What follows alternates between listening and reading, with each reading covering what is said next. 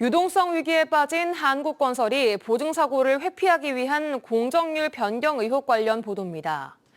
보증사고 여부를 판단하는 주택도시보증공사 허그는 사고 사업장임을 미리 알 수 없었기 때문에 절차적 문제였다고 해명했습니다.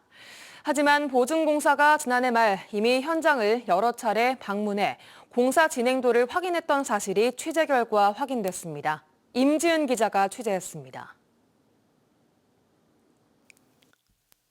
이미 지난해 11월 보증사고 기준을 초과한 한국건설의 아파트 현장. 주택도시보증공사 허그는 해당 현장의 실행 공정률을 미리 파악하지 않았던 이유에 대해 절차상 보고가 들어오기까지 약 한 달이라는 시간이 걸려 어쩔 수 없었다는 입장을 취재진에게 밝혔습니다. 뒤늦게 알았기 때문에 사고 사업장에 해당했는지 몰랐다는 말인데 이 말은 사실이 아니었습니다.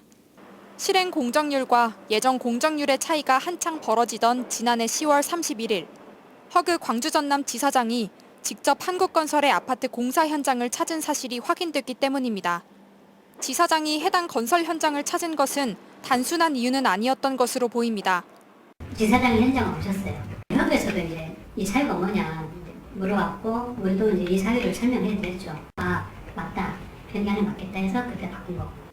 허그 광주 전남 지사장이 한국건설이 공정률을 변경하려 한다는 것을 이미 이때부터 알고 있었다는 증언은 사전에 전혀 몰랐다는 허그 측의 처음 해명과 배치됩니다.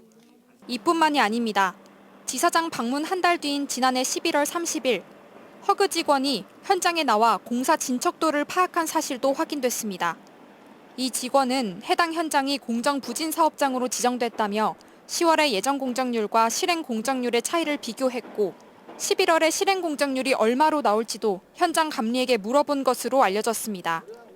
허그에서 나왔다고 하는데 그때도 본인들끼리 얘기 다 하고 나서 이제 이번 달 공정률 얼마나 될 것 같냐 묻더라고요. 시공회사에서 계산하면 나올 거다. 그때도 그러고 말았죠. 허그 측이 해당 현장을 지난해 연말 최소 2번은 찾았다는 이야기인데 그러고 난 다음 한국건설은 지난해 12월 공정률을 변경한 뒤 구청의 승인을 받아냈고 결국 분양 보증 사고를 피할 수 있었습니다. 서민 주거 안정 정책을 이끌어가겠다는 허그가 입주 예정자들이 아닌 건설사 측의 편의를 봐준 게 아니냐는 지적이 나옵니다.